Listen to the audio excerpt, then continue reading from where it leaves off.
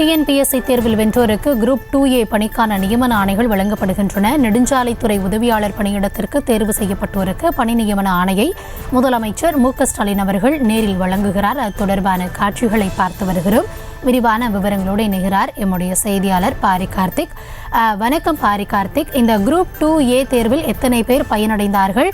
தற்பொழுது எத்தனை பேருக்கு பணி நியமன ஆணையானது வழங்கப்படுகிறது? விரிவான விவரம்.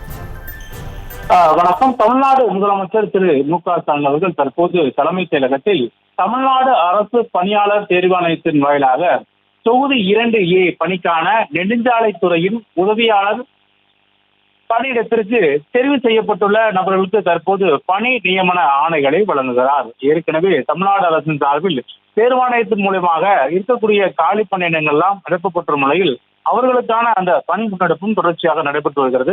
எனவே அதன் அடிப்படையில் காலியாக இருக்கக்கூடிய ஒவ்வொரு பணியிடங்களும் தேர்வாணையத்தின் மூலமாக நிரப்பப்பட்டிருக்கும் நிலையில் தற்போது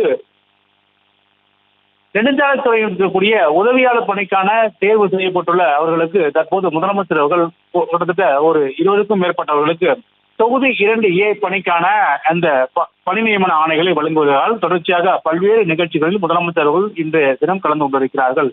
தொடர்ச்சியாக வேளாண்மை, அதே போல ஆதரவாளர் துறை உள்ளிட்ட பல்வேறு நிகழ்ச்சிகளில் கலந்து கொண்டிருக்கும் முதலமைச்சர் அவர்கள் தற்போது தேர்வு நியமன ஆணைகளை வழங்கி வருகிறார்கள். விவரங்களுக்கு நன்றி பாரி கார்த்திக். செய்திகளை உடனுக்குடனும் துல்லியமாகவும் தெரிந்து கொள்ள சப்ஸ்கிரைப் பண்ணுங்க.